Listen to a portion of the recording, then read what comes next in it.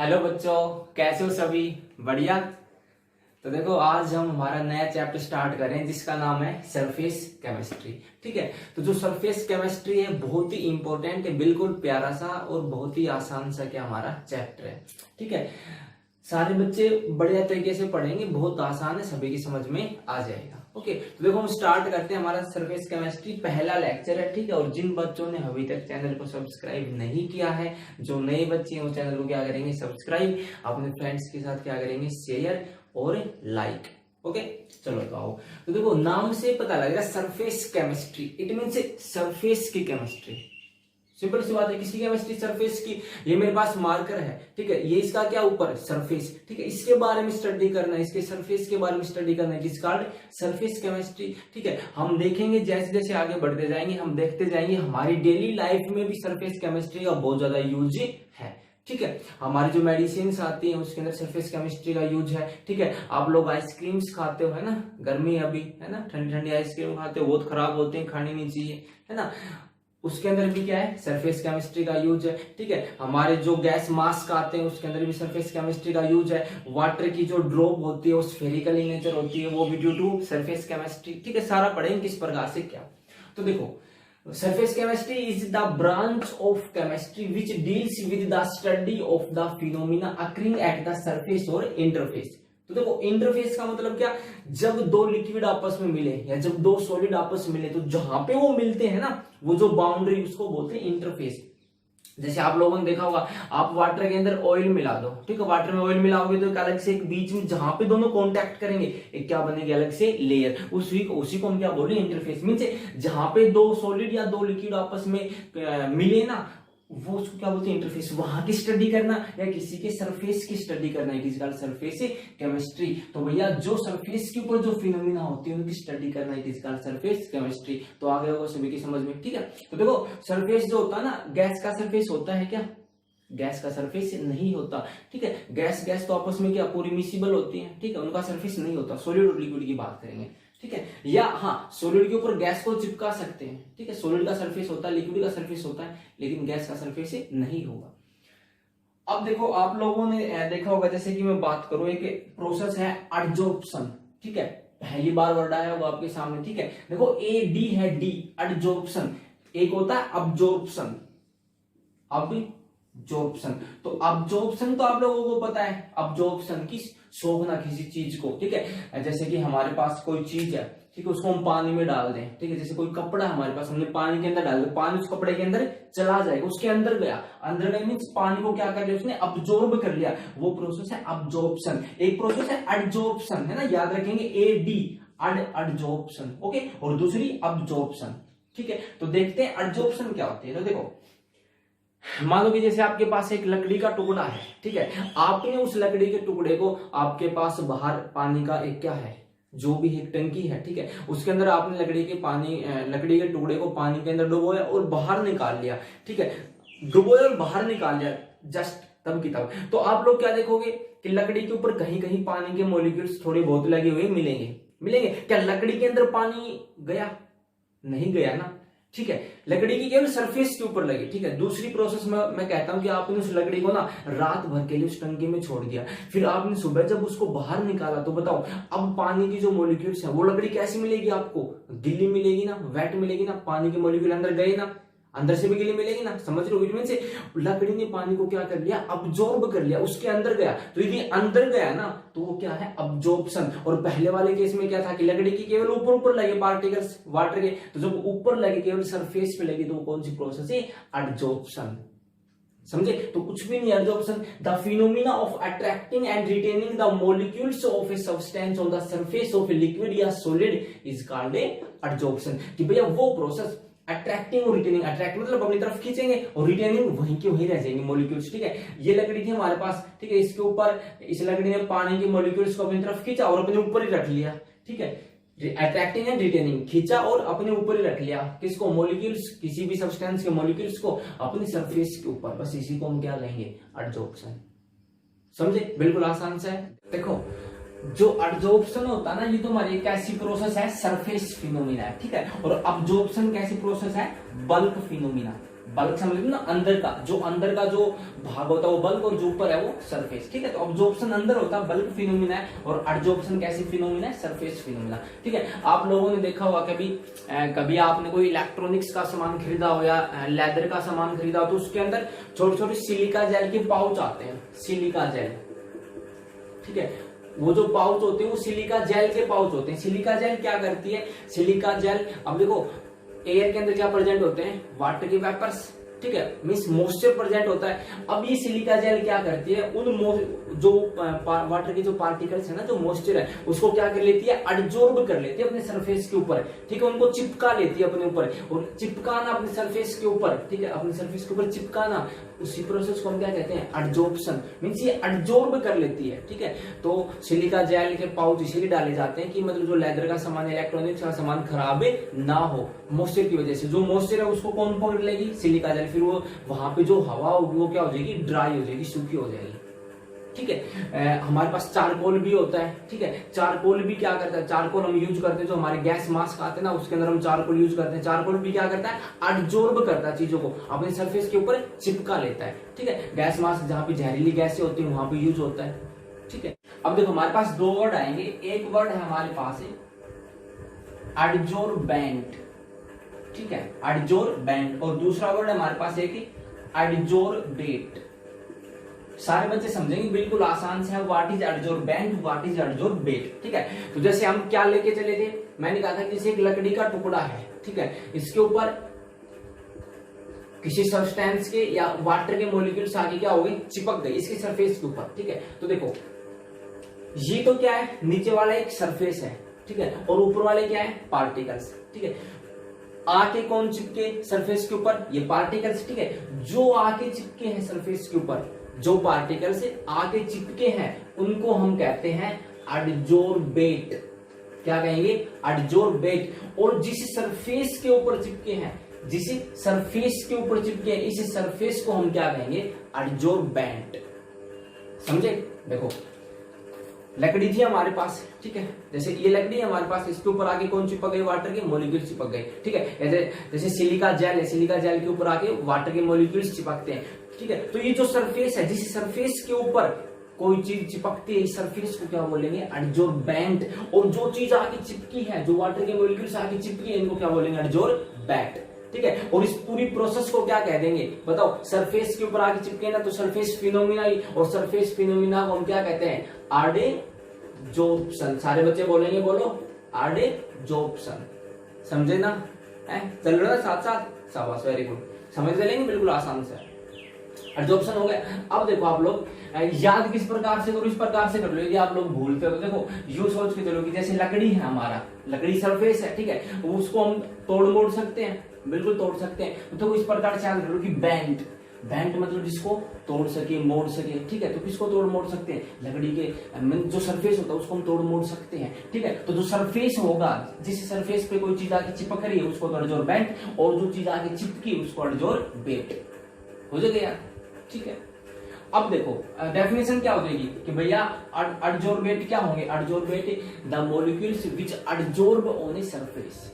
ठीक है, और adsorbent the surface on which adsorption takes place, वो सरफेस जिसके ऊपर एडजॉर्प्शन टेक्स प्लेस हो रहा है। समझ गए इतना। ठीक है, एक वर्ड आएगा, एक प्रोसेस है हमारे पास है, क्या है, डिसॉर्प्शन। डिसॉर्प्शन, तो बताओ डिसॉर्प्शन क्या होगा, तो डिसॉर्प्शन कुछ भी नहीं होगा, it is the reverse of adsorption. बस हो गया यार, it is the reverse of adsorption. Desorption क्या होगा कि एडजॉर्प्शन का रिवर्स, इट मींस यदि ये पार्टिकल्स यहां से हट जाएं तो क्या हो गया, डिसॉर्प्शन। समझे ना, पार्टिकल्स को हम दो तरीके से हटा सकते हैं, या तो प्रेशर को क्या कर दें, लो कर दें, या टेम्परेचर को क्या कर दें, हाई कर दें। ठीक है, फिर से पढ़ेंगे, या तो प्रेशर को लो कर दें या टेम्परेचर को हाई। क्या कर सकते हैं उसे, desorption, reverse of adsorption means the removal of adsorbate from the adsorbent, it is called desorption. Okay, एक डेफिनेशन और आएगी, ओक्लूजन। ठीक है, या ओक्लूजन। तो ओक्लूजन क्या है, यहां पे हम किसी गैस को चिपकाएंगे, किसके सरफेस के ऊपर, मेटल के सरफेस के ऊपर। ठीक है, the adsorption of A gas, देखो यहाँ पे ना पूरी यूनिट में एडजॉर्प्शन चलेगा, मींस सरफेस फिनोमिना एडी वाला, ठीक है ना, अब्जॉर्प्शन नहीं। जहां पे अब्जॉर्प्शन एक बार पढ़ेंगे पढ़ लिया बस, ठीक है, हमेशा एडजॉर्प्शन चलेगा पूरी यूनिट में। तो the adsorption of gas on the surface of a metal it is called a occlusion. कोई डेफिनेशन याद, सारी याद कर लेंगे, बहुत इंपॉर्टेंट है, बिल्कुल आसान सी, बहुत ज्यादा बार पूछते हैं, ठीक है। देखो एक इंपॉर्टेंट पॉइंट है, याद रखेंगे सारे बच्चे कि greater is the surface of adsorbent, greater is the adsorption, ठीक है। देखो जैसे कि ये मेरे पास एक एडजॉर्बेंट है, एडजॉर्बेंट वो सरफेस जिसके ऊपर प्रोसेस टेक्स प्लेस होती है, ठीक है। अच्छा, यदि मैं इसको दो भागों में डिवाइड कर दूं, मैंने इसको बीच में से काट दिया, इस प्रकार से मिलेगा। यदि मैं इसको भी दो में काट दूं, इसको भी दो में काट दूं, इस प्रकार से हो जाएगा मेरे पास। आप लोग एक बात बताओ, ज्यादा सरफेस कहां पे, ज्यादा सरफेस एरिया किसका? तो यहाँ पे तो देखो इतना सा सरफेस, यहाँ पे सरफेस डबल नहीं हो गया, ये सारा, यहाँ पे सरफेस और भी ज्यादा हो गया, समझ रहे हो ना। और यदि इसको मैं पाउडर फॉर्म में कन्वर्ट कर दूं तो सरफेस से और भी ज्यादा। तो देखो इट मीन्स हम यूं कह सकते हैं कि जो फाइनली डिवाइडेड पार्टिकल्स होते हैं ना, उनका सरफेस एरिया क्या होता है, ज्यादा होता है। तो जिनका सरफेस एरिया ज्यादा, तो एडजॉर्प्शन की प्रोसेस भी ज्यादा, समझ गए, याद रखेंगे। अब हम देखते हैं मैकेनिज्म ऑफ एडजॉर्प्शन की, एडजॉर्प्शन किस प्रकार से हुआ या क्यों होता है, ठीक है। तो देखो जैसे कि मेरे पास एक बीकर है, ठीक है, इसके अंदर वाटर प्रेजेंट है, ठीक है, वाटर के पार्टिकल्स प्रेजेंट है इसके अंदर। ये मैंने मान लिया इसका सरफेस है, ऊपर के पार्टिकल्स, ठीक है, इसके नीचे भी पार्टिकल्स हैं, पार्टिकल्स, ठीक है। अब देखो यहाँ पे ना दो प्रकार के पार्टिकल्स हैं, एक पार्टिकल्स तो वो जो इसके अंदर है, बल्क में है, और एक पार्टिकल्स वो जो इसके सरफेस के ऊपर एग्जिस्ट कर रहे हैं। तो देखो दोनों के ऊपर ना अलग अलग प्रकार के फोर्स हैं। किस प्रकार से, जैसे मैंने माना ये जो बीच वाला जो पार्टिकल है, ठीक है, इसके ऊपर देखो इस तरफ से फोर्स लग रहा है कुछ, ठीक है, इसके इस तरफ से भी फोर्स लग रहा है, इसके इस तरफ से फोर्स, इस तरफ से फोर्स, इस तरफ से फोर्स, इस तरफ से फोर्स, ऊपर से फोर्स, नीचे से फोर्स, ठीक है, यहाँ पे भी कोई पार्टिकल है जैसे। तो जो बीच का जो पार्टिकल है उसके ऊपर चारों डायरेक्शन से, चारों तरफ से जो फोर्स लग रहा है वो क्या लग रहा है, बराबर रहा है। तो ये पार्टिकल क्या है, स्टेबल है, ठीक है, जहां है वहीं की वहीं रहेगा। लेकिन जो सरफेस के ऊपर जो पार्टिकल्स हैं, जो सरफेस के ऊपर है, देखो मैंने माना ये वाला पार्टिकल, देखो इसके ऊपर इस तरफ से फोर्स लग रहा है, इस तरफ से कुछ फोर्स लगा हुआ है, इस तरफ से फोर्स है, इस तरफ से फोर्स है, नीचे से फोर्स है, लेकिन इसके ऊपर से कोई फोर्स है नहीं है। तो देखो ये फोर्स और ये फोर्स तो कैंसिल आउट। जो नेट रिजल्टेंट फोर्स है वो क्या है, वो नीचे की तरफ लग रहा है, ठीक है, नीचे की तरफ लग रहा है। सभी पार्टिकल्स पे जो नेट रिजल्टेंट फोर्स क्या है, वो नीचे की तरफ लगेगा, ठीक है, नीचे की तरफ लगेगा। इसी को हम क्या बोलते हैं, सरफेस टेंशन। इनके सरफेस के ऊपर क्या आ जाती है, टेंशन। आप लोगों ने देखा होगा ना कि वाटर इसी प्रकार से फिल होता कंटेनर के अंदर, यूं नीचे की तरफ। क्यों? क्योंकि ये जो पार्टिकल्स है नीचे वाले, इस जो ऊपर के जो पार्टिकल्स होते हैं सरफेस को, उनको नीचे की तरफ खींचते हैं, ठीक है, क्योंकि ऊपर कोई फोर्स नहीं है। जो टोटल जो फोर्स होता है वो नीचे की तरफ लगता है, ठीक है, इनवर्ड फोर्स लगता है, इस वजह से नीचे की तरफ होती है। इसी को हम क्या बोलते हैं, सरफेस टेंशन। तो सरफेस के ऊपर क्या आ जाती है, टेंशन आ जाती है। अब देखो, अब ऊपर की तरफ कोई फोर्स नहीं है, तो ये पार्टिकल कैसा है, थोड़ा सा अनस्टेबल है। अनस्टेबल होने की वजह से इसकी जो एनर्जी है वो क्या है, ज्यादा है। इसकी एनर्जी क्या हो गई, ज्यादा। अब ये क्या चाहेगा कि मेरे ऊपर भी कोई पार्टिकल्स आए, ठीक है, कोई मॉलिक्यूल्स आए, ताकि जिससे कि मैं क्या हो जाऊं, स्टेबल। अब देखो जब इसके ऊपर कोई नहीं है, ठीक है, हम यूं भी कह सकते हैं इसकी कुछ फ्री वैलेंसी है, ठीक है, फ्री वैलेंसी। ये किसी दूसरे को क्या चाहेगा कि कोई गैस आए या कोई लिक्विड का पार्टिकल आए, कोई सॉलिड का पार्टिकल आए, वो मेरे ऊपर आके क्या हो जाए, लग जाए, चिपक जाए, ताकि जिससे कि मैं क्या हो जाऊं, नीचे हो जाऊं और मैं भी क्या हो जाऊं, स्टेबल हो जाऊं, ठीक है। तो ये जो सरफेस की जो पार्टिकल्स हैं इनकी एनर्जी ज्यादा होती है, ठीक है, इनके ऊपर जो फोर्स लगा होता है वो केवल इनवर्ड फोर्स होता है नीचे की तरफ। इसलिए ये अपनी एनर्जी को क्या करना चाहते हैं, कम, है ना, हर एक चीज एनर्जी को क्या करना चाहती है, कम, ताकि एनर्जी क्या हो, कम से कम, और मैं क्या हो जाऊं, स्टेबल। इस वजह से ये क्या चाहते हैं कि हमारे ऊपर कोई आए, कोई आके चिपके और वहीं की वहीं रह जाए। इसी प्रोसेस को हम क्या कहते हैं, एडजॉर्प्शन, ठीक है। अब देखो जो एडजॉर्प्शन की जो प्रोसेस होती है ना, वो एक्सोथर्मिक इन नेचर होती है। किस प्रकार की होती है, एक्सोथर्मिक इन नेचर। एक्सोथर्मिक का मतलब क्या, जिनके लिए डेल एच की वैल्यू क्या होगी, नेगेटिव। और डेल एच की वैल्यू नेगेटिव, इट मींस जब रिएक्शन टेक्स प्लेस हुई तो हीट बाहर निकली, है ना, पता होगा। जब एनर्जी बाहर निकलती है, जब हीट बाहर निकलती है किसी रिएक्शन में, तो एक्सोथर्मिक, और डेल एच की वैल्यू नेगेटिव। और जब हीट अब्जॉर्ब होती है तो एंडोथर्मिक, और एनर्जी की वैल्यू डेल एच की वैल्यू पॉजिटिव। ओके, तो देखो क्या हुआ, जब यहाँ पे कोई पार्टिकल्स आके चिपके इनके सरफेस के ऊपर, जब सरफेस के ऊपर पार्टिकल्स आके चिपकते हैं तो प्रोसेस कौन सी होती है, एडजॉर्प्शन। और जब सरफेस के ऊपर आके चिपके तो जब भी अट्रैक्शन होता है तो हमेशा एनर्जी क्या होती है, रिलीज होती है। और दूसरी बात, अब देखो इनकी एनर्जी क्या थी, ज्यादा, ठीक है, ये अपनी सरफेस एनर्जी को, ठीक है, या हम इनको रेजिडुअल फोर्स भी कह सकते हैं, ठीक है, अपने रेजिडुअल फोर्स को क्या करेंगे, कम करेंगे, ठीक है, और मीन से सरफेस एनर्जी को क्या करेंगे, बाहर निकालेंगे, और बाहर निकालेंगे उस एनर्जी को, वो हीट की फॉर्म में बाहर निकलती है, और जब हीट की फॉर्म में बाहर निकलेगी तो डेल एच क्या होगा, नेगेटिव। तो हमारी रिएक्शन क्या होगा, एक्सोथर्मिक इन नेचर। हम क्या कहेंगे कि जब एब्जॉर्प्शन टेक्स प्लेस होता है ना, तो सरफेस एनर्जी क्या होती है, इनकी डिक्रीज होती है। सरफेस एनर्जी क्या होती है, डिक्रीज होती है। डिक्रीज होने की वजह से जो एनर्जी बाहर निकली वो हीट की फॉर्म में बाहर निकली, हीट की फॉर्म में बाहर निकली, तो del H negative, del H negative, reaction क्या होगा, एक्सोथर्मिक इन नेचर। तो बहुत बार पूछते हैं कि बताओ एब्जॉर्प्शन किस प्रकार की प्रोसेस है, तो किस प्रकार की है, एक्सोथर्मिक। क्यों, क्योंकि जब एब्जॉर्प्शन टेक्स प्लेस हुआ तो सरफेस के ऊपर फिनोमिना टेक्स प्लेस होती है, अट्रैक्शन हुआ तो एनर्जी बाहर निकली, एनर्जी बाहर निकली तो डेल एच नेगेटिव, सो एक्सोथर्मिक रिएक्शन। ठीक है, इसके हम थर्मोडायनेमिक्स देखते हैं किस प्रकार से। तो देखो हम एंट्रोपी चेंज देखते हैं और हीट चेंज देखते हैं, इसमें किस प्रकार से, ये del G is equal to del H minus T del S, पता है सभी को, ठीक है। थर्मोडायनेमिक इक्वेशन हमारी ये होती है, ठीक है, जिसको हम क्या बोलते हैं, गिब्स हेल्महोल्ट्ज इक्वेशन, ठीक है। यहाँ पे डेल जी क्या हमारा Gibbs free energy, del H entropy change, अच्छा, del H enthalpy change, T temperature, और डेल एस है हमारा एंट्रोपी चेंज, ठीक है। अच्छा, फिर आप एक बात बताओ, स्पॉन्टेनियस रिएक्शन होने के लिए डेल जी की वैल्यू क्या क्या होनी चाहिए, नेगेटिव।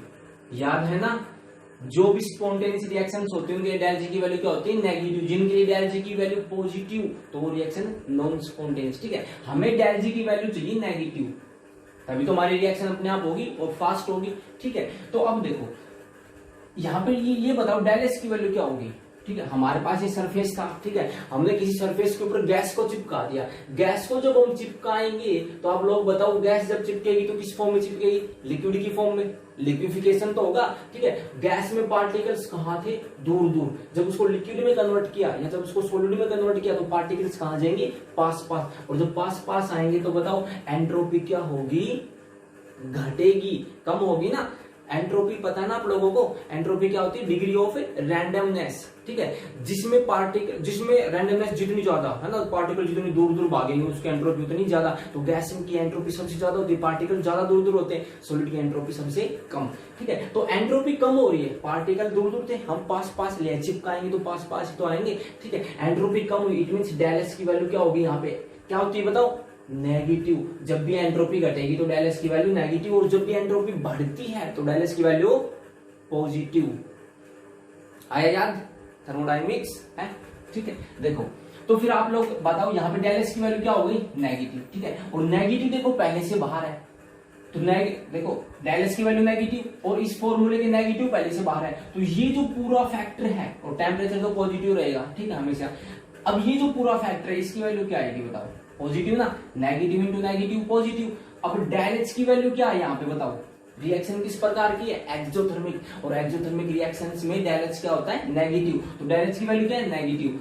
अब देखो, और डेल जी नेगेटिव होने के लिए डेल एच का फैक्टर क्या होना चाहिए, बड़ा, क्योंकि भैया माइनस की वैल्यू बड़ी होगी और प्लस की छोटी होगी, तभी तो डेल जी का उत्तर किस में आएगा, नेगेटिव में, समझ रहे हो। और हमें डेल जी क्या चाहिए, नेगेटिव चाहिए। तो देखो क्या होगा, जब रिएक्शन स्टार्टिंग में शुरू होगी, ठीक है, ये हमारे पास सरफेस है, इसके ऊपर आके पार्टिकल्स आके चिपके, ठीक है, पार्टिकल जब चिपके, सरफेस पूरा खाली था, ठीक है, पार्टिकल्स आगे चिपके तो बहुत सारी हीट बाहर निकलेगी, हीट बाहर निकलेगी, डेल एच की वैल्यू क्या होगी, नेगेटिव, ठीक है, काफी बड़ी नेगेटिव होगी। उत्तर किस में आएगा, डेल जी नेगेटिव आएगा, ठीक है। नेगेटिव की वैल्यू बड़ी, इस फैक्टर की वैल्यू क्या आएगी, पॉजिटिव, डेल एच की नेगेटिव, नेगेटिव पॉजिटिव, समझ रहे हो, ठीक है। तो हमारी रिएक्शन कैसी, स्पॉन्टेनियस। लेकिन क्या होगा, जैसे जैसे प्रोसेस आगे चलती जाएगी तो देखो सरफेस क्या होता जाएगा, कवर होता जाएगा ना, कितना भी सरफेस हो एक बार कवर हो जाएगा, फिर इसके ऊपर जब और पार्टिकल्स आगे चिपकेंगे तो बताओ जिस एनर्जी से, जिस फोर्स ऑफ अट्रैक्शन से ये पार्टिकल्स इस सरफेस के साथ चिपके, क्या उतनी ही अट्रैक्शन से ऊपर वाले पार्टिकल चिपकेंगे, नहीं चिपकेंगे ना, तो डेल एच की वैल्यू क्या हो जाएगी, कम। तो एक टाइम ऐसा आएगा डेल एच की वैल्यू क्या आएगी, घटती आएगी, और जब घटती आएगी तो एक टाइम ऐसा आएगा कि डेल एच और इस वाले पूरे फैक्टर की डी डेल एच की वैल्यू क्या आ जाएगी आपस में बराबर। फॉर एग्जांपल ये भी -10 आ गया, ये भी +10, तो डेल जी की वैल्यू इस टाइम पे कितनी हो जाएगी हमारे पास 0। और जब डेल जी की वैल्यू 0 हो जाएगी तो बताओ वो कौन सी स्टेज होगी हमारी, याद करो कौन सी स्टेज, इक्विलिब्रियम की स्टेज। कौन स्टेज आ गई, इक्विलिब्रियम। याद आया, जब डेल जी 0 होता है तो स्टेज कौन सी होती है, इक्विलिब्रियम। ठीक है, जब डेल जी नेगेटिव तो स्पॉन्टेनियस, जब डेल जी पॉजिटिव तो नॉन स्पॉन्टेनियस। समझ गए। तो जो एडजॉर्प्शन की जो प्रोसेस होती है वो स्टार्टिंग में तो क्या होती है, फास्ट गति से चलती है। क्यों, क्योंकि सरफेस सारा का सारा खाली है, आएंगे बराबर लग जाएंगे। लेकिन जब एक बार लग गए तो फिर जब सरफेस कवर हो गया तो फिर धीरे धीरे लगेंगे। समझ रहे हो, थोड़ी बहुत हीट बाहर निकलेगी और फिर एक टाइम ऐसा आएगा कि फिर और नहीं लग पाएंगे। ठीक है, या जितने लगेंगे उतने हट जाएंगे। मीन्स कौन सी स्टेज आ जाएगी, इक्विलिब्रियम की स्टेज। ओके, और डेल जी क्या हो जाएगा 0। समझ गए ना। देखो अब्जॉर्प्शन और एडजॉर्प्शन में आप डिफरेंस देख चुके। ठीक है, जो एडजॉर्प्शन है वो तो सरफेस फिनोमिना है और जो अब्जॉर्प्शन है वो बल्क फिनोमिना। ठीक है, जो एडजॉर्प्शन होता है ना वो स्टार्टिंग में तो फास्ट गति से होगा, फिर धीरे धीरे, और जो अब्जॉर्प्शन होता है ना उसका रेट एक समान होता है पूरी प्रोसेस में। ठीक है, दूसरा देखो, जैसे कि मेरे पास ये एक सिलिका जेल है। ठीक है, सिलिका जेल, ये मेरे पास अनहाइड्रस कैल्शियम क्लोराइड है, CaCl2।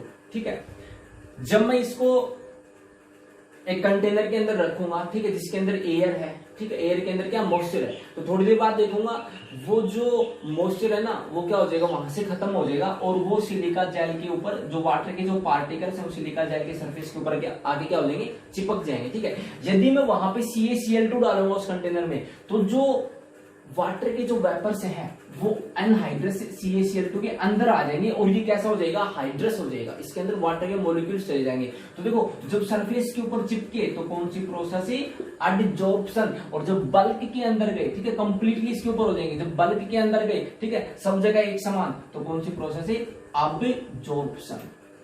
ठीक है, एडजॉर्प्शन में जो कंसंट्रेशन होती है वो सरफेस पे ज्यादा होती है और अब्जॉर्प्शन में इक्वल। ओके, अब देखो एक टर्माई सोर्प्शन, एक टर्माई कौन सी, सारे बच्चे बोलेंगे कौन सी, सोर्प्शन। समझ में तो आ रहा है सभी के, हैं, समझते चलेंगे बिल्कुल आसान से। ठीक है, आ रहा है ना, सब।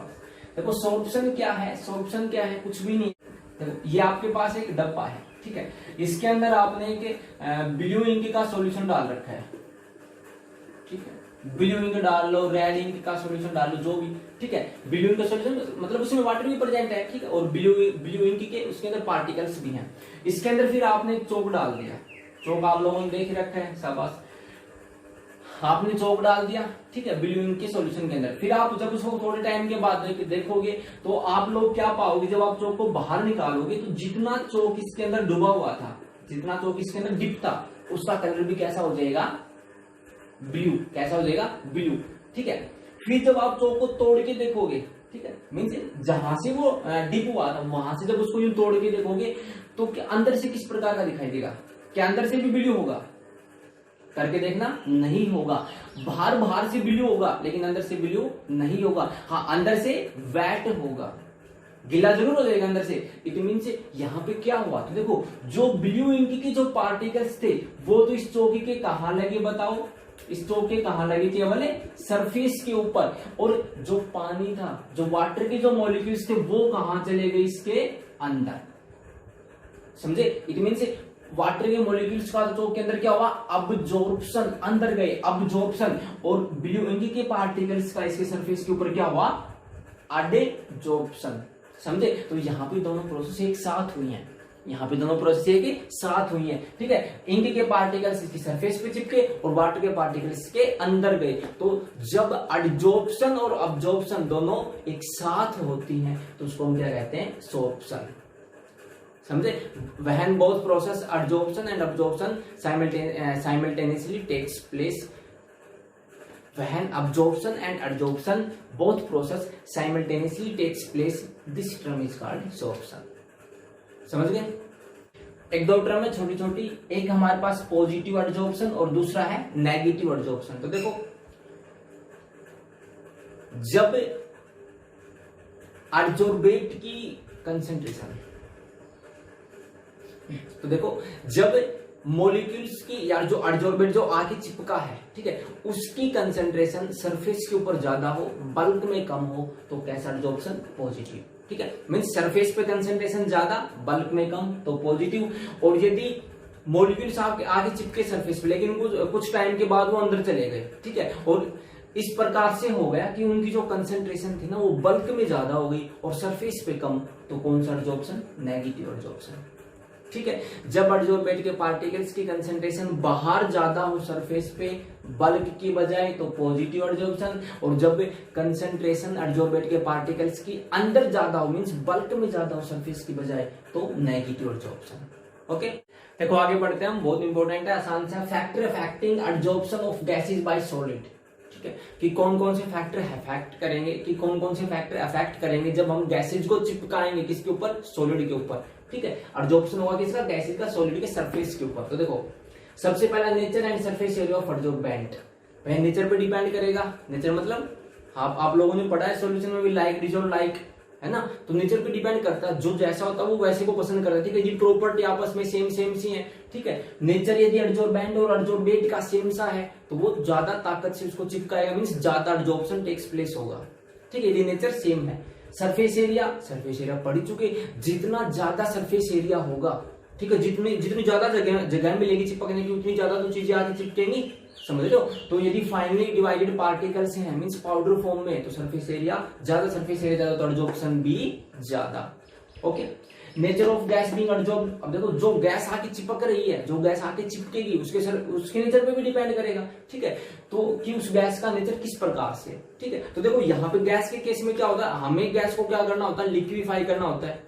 लेकिन गैस है उसको लिक्विफाई करेंगे तभी तो पास में आएगी, तब तो सॉलिड के सरफेस के ऊपर चिपकेगी। ठीक है, तो गैस के केस में क्या चलता है, आप लोगों ने पहले भी पढ़ रखा है, क्रिटिकल टेम्परेचर। क्रिटिकल टेम्परेचर क्या होता है? क्रिटिकल टेम्परेचर किसी भी गैस का एक वो टेम्परेचर की रेंज होती है जिस टेम्परेचर के ऊपर, ठीक है, उस टेम्परेचर से ज्यादा हम किसी भी गैस को लिक्विफाई नहीं कर सकते। ठीक है, जैसे कि मेरे पास हाइड्रोजन गैस है, हाइड्रोजन गैस का जो क्रिटिकल टेम्परेचर होता है वो तो 33 केल्विन। ठीक है, तो देखो 33 केल्विन, यदि टेम्परेचर हमारे पास 33 केल्विन से ज्यादा है तो हाइड्रोजन को लिक्विफाई हम 33 केल्विन से ऊपर नहीं कर सकते। ठीक है, यदि हाइड्रोजन को हमने लिक्विफाई करना है तो टेम्परेचर कितना रखना पड़ेगा? 33 केल्विन से कम रखना पड़ेगा। ठीक है, तो हाइड्रोजन को लिक्विफाई करना क्या है? बहुत ही डिफिकल्ट है। ठीक है, अब हमारा टेम्परेचर कितना है यहाँ पे बताओ? लगभग हमारा टेम्परेचर कितना, रूम टेम्परेचर कितना होता है? 25 डिग्री सेल्सियस। 25 डिग्री सेल्सियस का मतलब यदि केल्विन में कन्वर्ट करेंगे तो कितना हो जाएगा? 298 केल्विन। तो देखो 33 केल्विन टेम्परेचर मेंटेन करना बहुत ही डिफिकल्ट होता है, इसलिए जिन गैसेज का क्रिटिकल टेम्परेचर कम होता है उनको लिक्विफाई करना उतना ही डिफिकल्ट होता है। ठीक है, और जिन गैसेज का क्रिटिकल टेम्परेचर जितना ज्यादा उनको लिक्विफाई करना उतना ही आसान। क्रिटिकल टेम्परेचर वो टेम्परेचर होता है जिस टेम्परेचर के ऊपर हम किसी गैस को लिक्विफाई नहीं कर सकते, चाहे कितना भी प्रेशर लगा लें। ठीक है, जैसे कि SO2 गैस हमारे पास सल्फर डाइऑक्साइड, इसका क्रिटिकल टेम्परेचर 430 केल्विन होता है। ठीक है, इट मीन्स क्या बात हुई कि 430 केल्विन से नीचे इसको हम आसानी से लिक्विफाई कर सकते हैं। तो हमारा रूम टेम्परेचर कितना? 298, तो 430 से तो नीचे ना 298, तो इसको आसानी से लिक्विफाई कर सकते हैं। ठीक है, किस प्रकार से? प्रेशर को बढ़ा के, प्रेशर लगाएंगे, पार्टिकल्स पास में आएंगे, लिक्विफाई हो जाएगा। ठीक है, इट मीन सिंपल सी बात है, जिन गैसेज का क्रिटिकल टेम्परेचर जितना ज्यादा होता है, ठीक है, it mean critical temperature increases. ठीक है, critical temperature increases, ease of liquefication increases. It mean आसानी से लिक्विफाई कर सकते हैं, और जब आसानी से लिक्विफाई कर सकते हैं तो एडजॉर्प्शन की प्रोसेस भी क्या होगी? इंक्रीजेज। ठीक है, इंपॉर्टेंट है, सिंपल सी बात है, याद रखेंगे, कई बार क्वेश्चन पूछ लेते हैं। क्रिटिकल टेम्परेचर की रेंज आपको देंगे, ठीक है, इतना कोई वो याद करने की जरूरत नहीं है। ठीक है, आपको ये बात याद रखनी है कि जिसका क्रिटिकल टेम्परेचर जितना ज्यादा होता है उसको लिक्विफाई करना उतना ही आसान, जितना लिक्विफाई करना आसान तो एडजॉर्प्शन की प्रोसेस उतनी ही फास्ट गति से। ओके, अगला टेम्परेचर। तो देखो लगभग टेम्परेचर लो करने से, ठीक है, जब हम टेम्परेचर को क्या करेंगे? लो करेंगे, टेम्परेचर को कम करेंगे तो गैसें जल्दी आके चिपकेंगी ना। यदि टेम्परेचर बढ़ा दिया तो जो गैस चिपकी हुई वो रुक जाएगी। ठीक है। तो टेम्परेचर को लो रखेंगे तो एडजॉर्प्शन की प्रोसेस क्या होगी, फास्ट। ठीक है, कब, जब गैस को चिपकाएंगे सॉलिड पे तब। ठीक है, प्रेशर क्या रखना पड़ेगा, हाई। प्रेशर को हाई रखेंगे तभी तो गैस के पार्टिकल्स पास में आएंगे। ठीक है, प्रेशर को क्या रखेंगे, हाई। तो हाई प्रेशर होगा तो प्रोसेस जल्दी, टेम्परेचर लो होगा तो प्रोसेस जल्दी टेक्स प्लेस। अगला, एक्टिवेशन ऑफ सॉलिड एडजॉर्बेंट। हमारे पास ये जैसे एडजॉर्बेंट है, एडजॉर्बेंट ऑफ सरफेस। अब क्या है कि जैसे इसके ऊपर कोई गैसेस पहले से चिपकी हुई है, तो जिस गैस को मैं चिपकाना चाहता हूं क्या फिर वो चिपकेगी, नहीं चिपकेगी ना। इट मींस इसके सरफेस को मैं क्या करूंगा, क्लीन करूंगा। ठीक है, तो क्लीन करूंगा, अच्छे से साफ करूंगा, तो वो क्या हो गया, एक्टिवेशन हो गया किसका, एडजॉर्बेंट का। या मैं सरफेस को रफ कर दूं, रफ सरफेस का मतलब क्या है, इसमें काफी सारे यूं छेकले वेकले कर दूं और इसको रगड़ दूं, तो उससे क्या होगा, सरफेस एरिया बढ़ेगा। ठीक है, या इसको मैं फाइनली डिवाइडेड पार्टिकल्स में कन्वर्ट कर दूं तो भी सरफेस एरिया बढ़ेगा। उससे जो हमारा एक्टिवेशन है, एडजॉर्बेंट की एक्टिविटी क्या होगी, बढ़ गई। ठीक है, तो एडजॉर्प्शन भी बढ़ जाएगा। आया समझ में सभी के। देखो आगे देखेंगे हम, हमारे पास टाइप्स ऑफ एडजॉर्प्शन। ठीक है, टाइप्स ऑफ एडजॉर्प्शन, हमारे पास जो एडजॉर्प्शन है वो दो टाइप का है। पहला कौन सा, फिजिकल एडजॉर्प्शन, और दूसरा कौन सा, केमिकल एडजॉर्प्शन। देखो बहुत ज्यादा इंपॉर्टेंट है, इस बार भी एग्जाम में क्वेश्चन आया था। ठीक है, सीबीएसई में, हरियाणा बोर्ड में भी, मीन्स ये बाकी लगभग क्वेश्चन आ ही जाता है यहाँ से। ठीक है, बहुत इंपॉर्टेंट है कि what is physical adsorption, what is chemical adsorption. Physical adsorption को हम फिजिजॉर्प्शन भी कह सकते हैं और केमिकल एडजॉर्प्शन को हम केमिसॉर्प्शन भी कहते हैं। ठीक है, बिल्कुल आसान से 5, 7, 8 कोई भी पॉइंट याद कर लेना, सारे आसान सारे हो जाएंगे। देखो फिजिकल एडजॉर्प्शन क्या होता है, देखो फिजिकल प्रोसेस कौन सी होती है, आप लोगों को पता है। फिजिकल प्रोसेस वो प्रोसेस होती है जिसके अंदर कोई नया कंपाउंड ना बने। ठीक है, जिसमें कोई केमिकल बॉन्ड ना आए। और केमिकल प्रोसेस या केमिकल रिएक्शन वो होती है जहां पे किसी नई चीज की फॉर्मेशन होती है, मीन्स कोई नई बॉन्ड आ जाए। ठीक है, तो फिजिकल एडजॉर्प्शन वो होगा जहां पे केवल वीक वंडरवाल फोर्स होते हैं। ठीक है, कोई केमिकल बॉन्ड की फॉर्मेशन ना हो। ठीक है, तो जो फिजिकल एडजॉर्प्शन होता है वहां पे weak van der Waal forces of attractions होते हैं। ठीक है, पहली बात। केमिकल एडजॉर्प्शन के अंदर वो फोर्सेज होते हैं जो एक केमिकल बॉन्ड में होते हैं। ठीक है, जहां पे केमिकल बॉन्ड में जो फोर्सेज होते हैं वो फोर्सेज कहां होते हैं, chemical adsorption means chemical forces. ठीक है, यहाँ पे weak van der Waal forces, weak van der Waal forces तो सब जगह होते हैं, यूनिवर्सल होते हैं। ठीक है, दूसरा point, heat of adsorption are low. देखो जब अट्रैक्शन कम होगा, ठीक है, थोड़े से फोर्स है तो हीट भी कम ही बाहर निकलेगी। लेकिन जब केमिकल बॉन्ड की फॉर्मेशन होती है तो फोर्स ऑफ अट्रैक्शन ज्यादा होते हैं, जितने ज्यादा फोर्स ऑफ अट्रैक्शन उतनी हीट बाहर निकलती है। तो यहाँ पे हीट ऑफ एडजॉर्प्शन क्या होगी, ज्यादा हाई। ठीक है, हीट ऑफ एडजॉर्प्शन क्या होती है, हीट ऑफ एडजॉर्प्शन हम उसे कहते हैं जब किसी कंपाउंड की फॉर्मेशन हो। ठीक है, मीन्स जब कोई एडजॉर्बेंट के ऊपर आके लगे, जिस टाइम पे जो हीट बाहर निकलती है उसको हम क्या कहते हैं, हीट ऑफ एडजॉर्प्शन। ठीक है, तीसरा नो कंपाउंड फॉर्मेशन।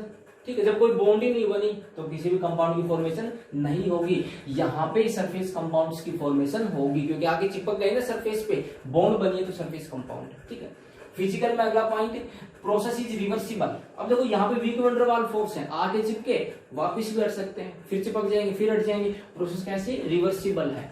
ठीक है, यहाँ पे जब बॉन्ड बन गई ना, फोर्स ऑफ अट्रैक्शन आ गई, केमिकल बॉन्ड आ गई, अब उसको तोड़ना क्या है, मुश्किल है। किस प्रकार की प्रोसेस है, इरिवर्सिबल प्रोसेस।